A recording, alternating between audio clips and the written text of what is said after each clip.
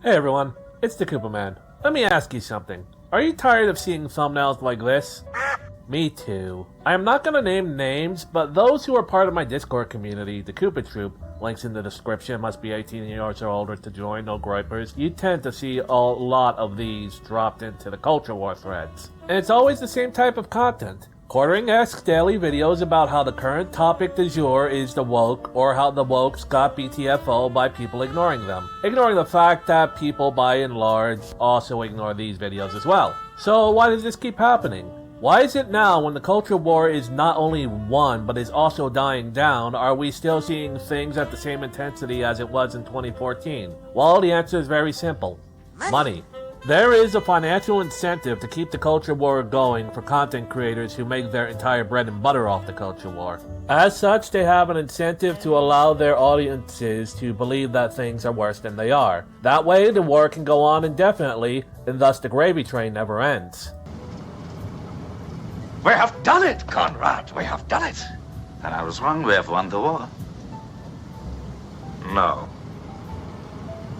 You mean we have lost? No. I don't understand. If we have not won and we have not lost, then what's happening? The best thing possible is happening. The war will go on. For how long? Indefinitely. On and on and on!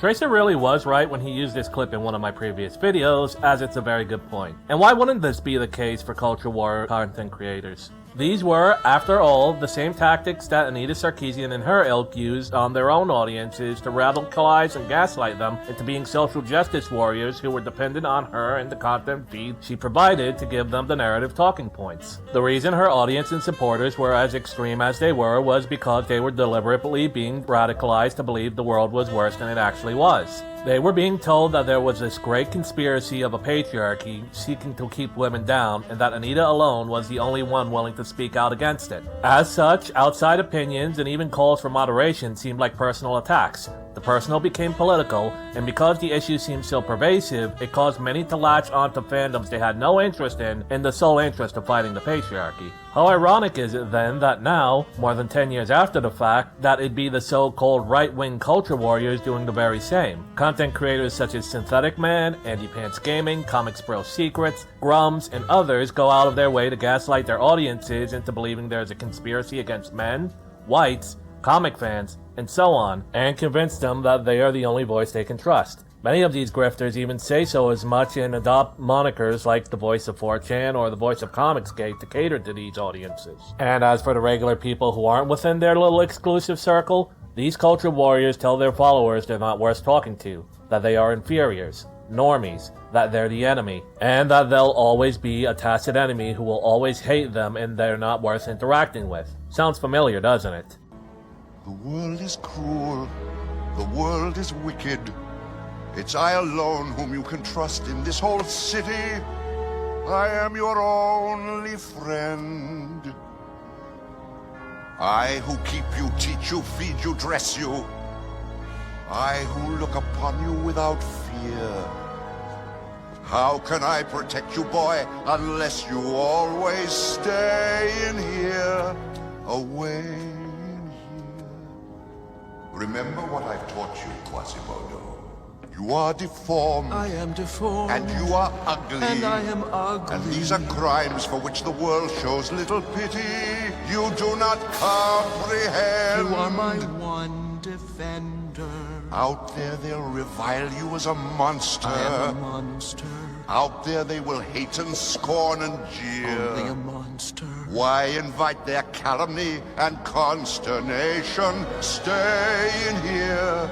Be faithful I'm to faithful. me. Grateful I'm grateful. to me. Do as I say. Obey and I'll stay in here. You are good to me, Master. I'm sorry. You are forgiven. But remember, Quasimodo, this is your sanctuary. My sanctuary. It is, at its core, manipulation tactics. Isolated people are easier for those with ill intents to manipulate, and for many, it leads them down a rabbit hole that's not easy to escape from. Too easily do people get addicted to the dopamine hits this sort of content provides, and they begin to lose all hope and sense of self. They begin to isolate further and shun normal people in society who they believe are out to get them. It has become so bad, there's reason to believe that left-wing Reddits like Gaming Circle Jerk are causing culture war-addicted gamers to hitch their wagons to unironic Nazis by spreading false rumors like the unskippable gay cutscene in Kingdom Come Deliverance 2 that never came to be. All of this because there was a single more in the game. Just one. This easily manipulated attitude mirrors Plato's allegory of the cave. In this metaphor, creators keep their audiences chained in an isolated cave, away from the light of truth, and only show them shadows they cast on the wall, illusions crafted to manipulate perception. Over time, they may even forget what the sun looks like, or that a world beyond the cave even exists, becoming entirely dependent on the distorted reality presented to them. Content like Culture War SlopTube videos masquerade as informative content, but are actually something else entirely, demoralizing. Whether content creators like Andy Pants and Synthetic Man are aware of their tactics or not, like Carl Benjamin and V, who seem to be oblivious, that hyperbole and exaggeration in their content fosters feelings of hopelessness, depression, and anxiety. This underlying paranoia that the world is out to get you creates a class of disconnected individuals, much like frightened animals clawing out at a world they believe is out to hurt them. It is pitiable. As I mentioned, these tactics are nothing new. Anita Sarkeesian utilized similar strategies to radicalize her feminist audience, but she is far from alone. 24-hour news networks, each with its own political bent, actively engage in this manipulation. Even the newspapers have been doing this since the mid-1800s. All of them strive to be, quote, the most trustworthy name in news, or, quote, the only source you can trust, fostering a mentality of pervasive distrust. This environment allows these sources to paint any picture they want, further deepening societal division. Which brings us to the important part. Why? Well, why do you think? We've got to have money. One need only look at how much networks like CNN, MSNBC, and Fox are worth to know the game that's being played. And on the culture war level, never forget, monetization exists. How many of these culture war tubers have Patreons, subscribe stars, paid promotions? Synthetic Man himself has estimated earnings of anywhere from hundreds to thousands per month, and that's before stream super chats. Andy Pants Gaming is similar. More successful culture tubers like Razorfist and Quartering make much more. Sargon of Akkad was able to open an entire news network on how much he's made on YouTube. Of course, this is not to knock these people for being successful, but it also makes you have to deal with the reality of that. They aren't exactly your friends, are they? Sargon has employees to pay. If the culture war were to end and the political landscape died down to being how it was in the 50s, where there was an expectation of civility and respect, then he'd probably not be able to afford to keep the lights on at the Lotus Eaters. Granted, what I know of the character of Carl Benjamin, if it did come to that point, he'd happily ride off into the sunset without a second thought. The same can't be said for the synthetic men of the world. Quartering, Grums, Razorfist, Dr. Disaster, Andy Pants, Arch, and others have all made their livings off these YouTube videos. If the culture war were to end tomorrow, if some mysterious force snapped away all the DEI and woke that exists, these men would be out of a job. And some of them, heck, I'd even say most of them, don't have outside skills they can fall back on either. Hence why they stretch the truth in their videos and thumbnails. They need to eat. It is easy to condemn one's enemy for doing the same thing that you are doing, and they already know their playbook. Why shouldn't they get theirs the same way Anita got hers? It's only fair, right?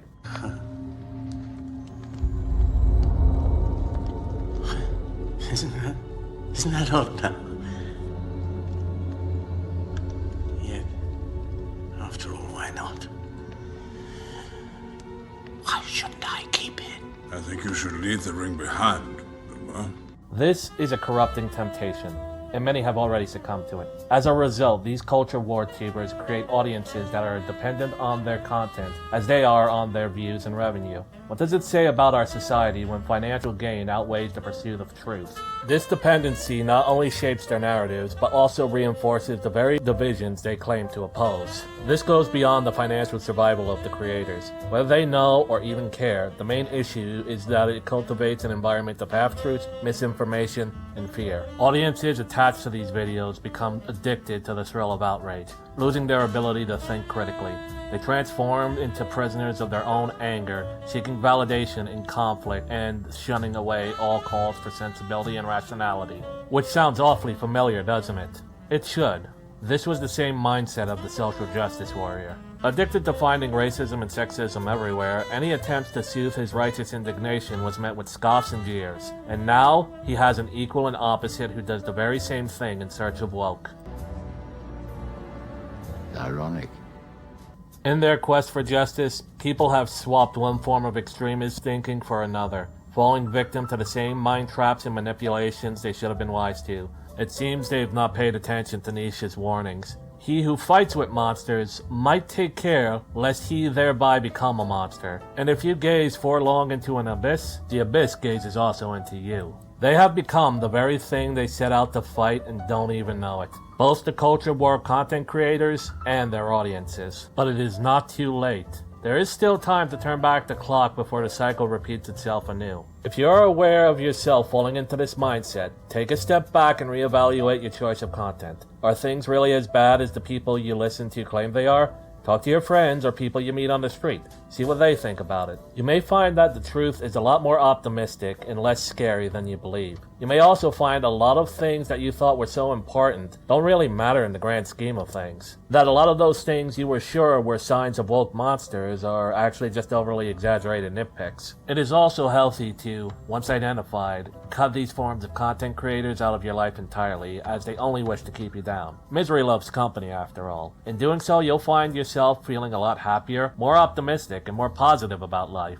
Some may argue that this is ignorance, but it's not. It's filtration. It's about choosing to shield yourself from half-truths and deceit. We have the power to end this culture war and the cycle of extremism here and now. It is up to us to be vigilant and firm in our beliefs, and it's helpful to have a little faith in your corner. A God-centered mindset is the only counter to those who make false idols, after all. And remember, the world isn't as black and white as people are letting you believe.